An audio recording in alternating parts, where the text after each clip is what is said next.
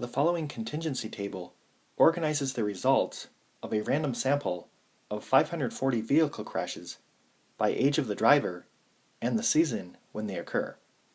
At alpha equal to 0.05, can you conclude that the age of the driver and the season are dependent? So the claim is that the variables are dependent, which is the alternative hypothesis.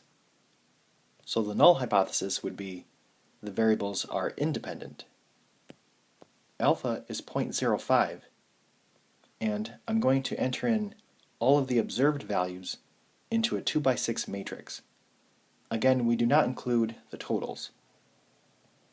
And then I'm going to use the chi-square test.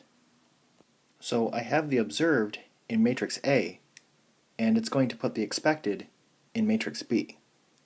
So then press calculate, and chi-square is 1.20.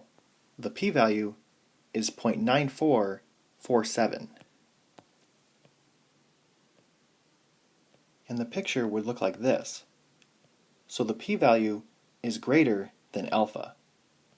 So we fail to reject the null hypothesis. And the conclusion would be, at the 0.05 level of significance, there is not enough evidence to conclude that the age of the driver and the season are dependent.